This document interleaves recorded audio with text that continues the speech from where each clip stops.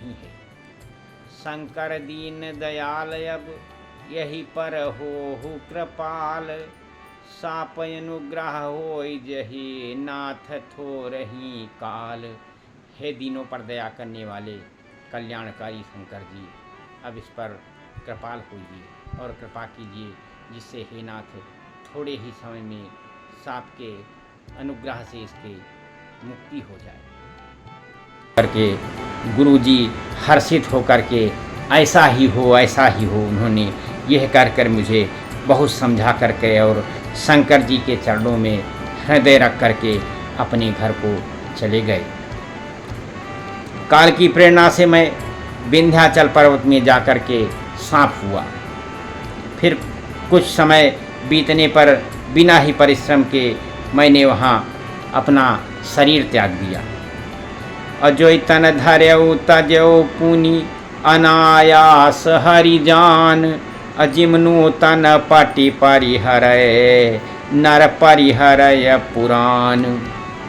हे हरिवाहन, मैं जो भी शरीर धारण करता और उसे बिना ही परिश्रम के कैसे ही वैसे ही सुख पा करके और त्याग देता था, जैसे मनुष्य पुराना कपड़ा अपना त्याग देता है और नया पहन लेता है। शिवराखी श्रुति नीतयस मैं नहीं पावा क्लेश, यह विधि धर्यो विविध तन ज्ञान न गयो खगेश। शंकर जी वेद की मर्यादा की रक्षा करते हैं और मैंने कोई भी दुख नहीं पाया। इस प्रकार हे पक्षीराज, मैंने बहुत से शरीर धारण किए पर मेरा ज्ञान नहीं गया। त्रिजग देव नर जोई तन धरऊ, तह तह राम भजन अनुसरऊ, एक सूल मोहि बिसर न काबू, गुर कर कोमल शील स्वभावू। तो इस प्रकार से तिर्यक यौन पशु पक्षी देवता या मनुष्य का जो भी मैंने शरीर धारण किया, वहाँ वहाँ उस शरीर में मैं श्री राम जी का भजन जारी रखा। इस प्रकार से मैं सुखी हो गया। परंतु एक दुख मुझे सदैव बना रहा। गुरु जी का कोमल सुशील और स्वभाव मुझे कभी नहीं भूलता। अर्थात मैंने ऐसे कोमल स्वभाव वाले दयाल गुरु का अपमान कर दिया था।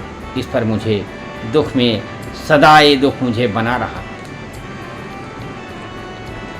चरण देह दूजी कै मैं पाई, सुर दुर्लभ पुराण श्रुति गाई, खेलौं तहूँ बालकन मीला, करौं सकल रघुनायक लीला।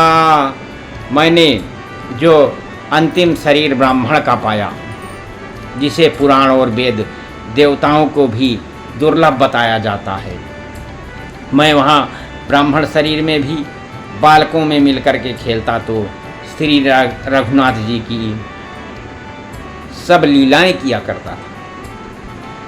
पढ़ भये मोहि पिता पढ़ावा, समझूं सुनऊं गुरऊं नहीं भावा, और मन ते सकल वासना भागी, केवल राम चरण लय लागी। सयाना होने पर के पिताजी ने मुझे पढ़ने के लिए भेजा। मैं समझता सुनता और विचारता, पर मुझे पढ़ना अच्छा नहीं लगता था। मैंने मन से सारी वासनाएं भगा दी। केवल राम जी के चरणों में सब लय लग